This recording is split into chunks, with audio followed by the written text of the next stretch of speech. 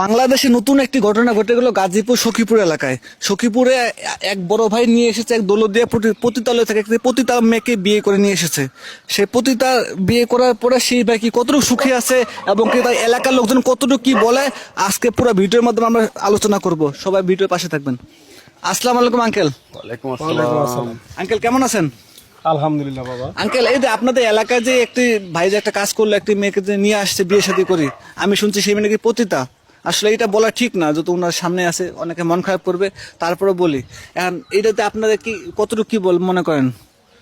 এখন বিষয়টা হইতেছে যেহেতু বিয়েটা করেই ফেলাইছে, ঘটনাটা যেহেতু ঘটেই ফেলাইছে, তাহলে এটা নিয়ে আর আমরা ওই সমাজের মধ্যে বার্গেনিং না করিয়া এটা আমাদের মেনে নেওয়াই দরকার। কারণ হলো বিয়ে তো আল্লাহর হাতে, যার সাথে আল্লাহ তাআলা জুটি করে রাখছে তার সাথে বিয়েটা হবো। তো সেই হিসাবে হয়তো বা এই বাবার সাথে ওই মা জননীর হয়তো আল্লাহ জুটি মিলিয়ে রাখছিল, সেই জন্য হয়তো বিয়েটা হয়ে গেছে।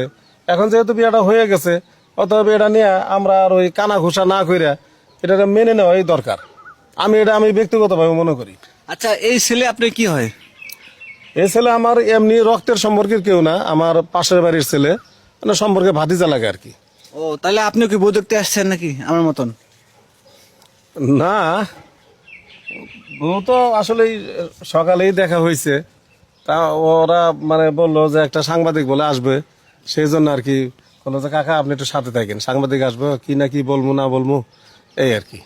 ও, বুঝতে পারছি। আচ্ছা ঠিক আছে, আমরা তো এখন এক মুরব্বী সাক্ষাৎকার নিলাম, এখন চলে যাবো সেই বউয়ের কাছে। বউ কি মনে কইরা হঠাৎ করে একটা ছেলে হাত ধরে চলে আসলো একটা জায়গা থেকে। আসসালামু আলাইকুম আপু। ওয়ালাইকুম সালাম। কেমন আছেন? এই তো ভাই আলহামদুলিল্লাহ ভালো। আপু আপনার নাম কি? আমার নাম রুহি। রুবি? রুহি। রুহি? রুহি। আচ্ছা আপু, আপনি যে এই ছেলেটাকে বিয়ে করলেন, কি মনে করে বিয়েটা করলেন বুঝলাম না তো। কারণ আমি যেটা আমার মনে হয়েছে যে আমি প্রতিতলায় থেকে যেটা করতেছিলাম অনেক পাপ, এবং আমিও চাইছিলাম যে আমার জীবনে এমন একজন মানুষ আসুক যেন আমি একটু সুখে থাকি, শান্তিতে থাকি, একটা সংসার পাই ভালো। আচ্ছা মনে করেন এই আপনি যেখানে গেছিলেন ওই জায়গায় আপনি কত বছর ধরে ছিলেন? আমি ওইখানে 6 বছর ধরে ছিলাম। 6 বছর থেকে ছিলেন। আপনি কি একা ছিলেন না আরো অনেকে ছিল?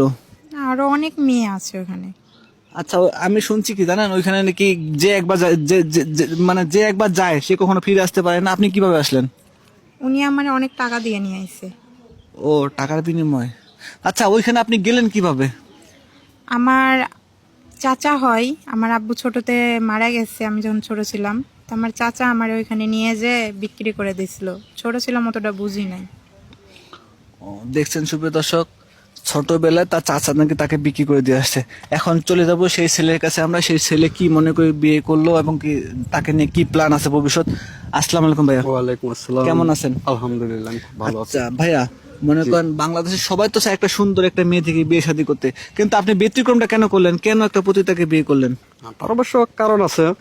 সেটা হচ্ছে প্রথমত আমি প্রথমে একটা বিয়ে করেছিলাম, সে বউটা চলে গেছে, জি। আমি তাতে অনেক অশান্তিতে ভুগছি। আর একটা বিষয় যেটা না বললেই নয়, সেটা হচ্ছে আপনার আমি চাচ্ছি যে একটা অন্ধকারের জগৎ থেকে আমি একটা ভালো পথে আনার জন্য চেষ্টা করছি, তাতে আল্লাহ পাকও খুশি হবে, আমারও অনেক সওয়াব হবে। সেটা উদ্দেশ্য করে আমি ওনার সাথে একদিন ওখানে গেছি, যা তার কথাবার্তা অনেক খারাপ লাগছে, কষ্ট লাগছে। পরে আমি চিন্তা ভাবনা করছি যে দেখি মেয়েটাকে আমি সুন্দর পথে আনতে পারি কিনা। আচ্ছা ঠিক আছে, আপনি মনে করেন এই পতিতলে আপনি কেন গেলেন? ও বোঝেন না, এখন সব কথা তো আর বলা যায় না মিডিয়ার সামনে। ও, তাহলে আপনি ফার্স্ট টাইম ওইখানে যাওয়ার পরে উনার কাছে গেছিলেন? জি। যাওয়ার পরে উনার কত পেমেন্ট দিয়েছিলেন ফার্স্ট টাইম যাওয়ার পরে? এত কিছু বলা তো এখানে তো বোঝেনি, তো মুরব্বীরা আছে না না, সেটা- তারপর না, এটা যত মনে করেন সব তো প্রকাশ পেয়ে গেছে। আপনি একটা নিয়ে আসছেন, পুরো বাংলাদেশের লোক কিন্তু জানে। আপনি বর্তমান বাংলাদেশের সবাই জানে আপনি একটা মেয়েকে নিয়ে আসছেন, তাকে নিয়ে আপনি বিয়ে শাদী করছেন, সংসার করবেন। এখন মানে এটা শুনতে যাচ্ছে, আপনি মনে করছেন না 500 টাকা 1000 টাকা তাকে আপনি 2 ঘন্টায় কন্ট্যাক্ট করার পরে নিয়ে আসছেন, ভালো লাগছে, তাকে বিয়ে শাদী করে নিয়ে আমি আসছেন। ওখানে 3000 টাকা তার নাইট বুক করছিলাম আর কি। ও, তার মানে উনি আগে নাইটে 3000 টাকা নিত? পার ডে 3000 টাকা ছিল। 3000 টাকা। তো ওখানে আমি ফার্স্ট টাইম ওখানে যাই, যাওয়ার পরে মেয়েটাকে আমার ভালো লাগে। তখন আমি চিন্তা ভাবনা করছি যদি মেয়েটা সংসার করে এই অন্ধকার জগৎ থেকে বেরিয়ে এসে, তাহলে আমি বিয়ে করব বা তাকে নিয়ে সংসার করে খাবো। ইনশাল্লাহ আমি মনে করি তাকে নিয়ে আমি মোটামুটি অনেক সুখে আছি। ও, তাকে নিয়ে আপনি ভালো আছেন। আচ্ছা, এলাকার লোকজন আপনার কেউ কিছু মনে করে বলে না? অনেকেই বাজে মন্তব্য করে যে পতিতলার মেয়ে কিন্তু আসলে সঠিকভাবে কেউ ভাবে না। ও ঠিক আছে, মনে করেন কে কি মনে করুক, আপনি ভালো আছেন, এটা হলো কথা।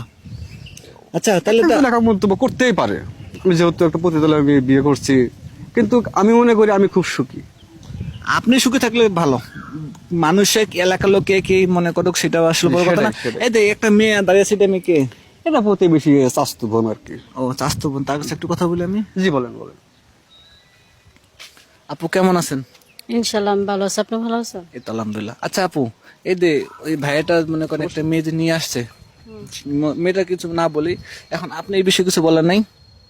আমি কি বলবো এখন, উনি যেহেতু একজনকে খারাপ জায়গা থেকে ভালো জায়গায় নিয়ে আসতে চাইতেছে, আল্লাহর কাছে ওনার ভালো হবে, সবার কাছে খারাপ হলে সেটা তো দেখার বিষয় নাই। উনি আল্লাহর কাছে ভালো হলে ভালোই। আর আমরা কি বলবো, আমরা প্রতিবেশী মানুষ। তারা সুখী হলে আপনারা সুখী, হ্যাঁ, আমার কাছে আমি সুখী মনে হয়। আপনার সুখে কি করবেন, ওনার সুখী হলে সবকিছু, তাই না? দর্শক বন্ধুরা দেখেন, বাংলাদেশে মনে করেন কত কি হতে পারে। একটা অদ্ভুত ঘটনা ঘটে ফেললে এই বাড়িটা, যদি সে যদি চায়, ইচ্ছা করলে তাকে নিয়ে সংসার করতে পারে, সবকিছু নতুন করে তৈরি করে দিতে পারে। আর সেই ছেলেটি যদি এই মেয়েটির হাত ছাড়িয়ে দেয়, তাহলে এই মেয়েটির ভবিষ্যৎ কি হয়ে যাবে আপনারা মনে করেন ভাবতেও পারবেন না। আসলে এত কিছু আমি বলতে চাই না। আমি এতটুকু দয়া করে তারা ভালো থাকুক, সুস্থ থাকুক, সবাই কামনা করি। কি আঙ্কেল, ঠিক আছে না? ঠিক আছে, ঠিক আছে। তো আজ এই পর্যন্ত, ভালো থাকবেন সবাই, সুস্থ থাকবেন, আল্লাহ হাফেজ।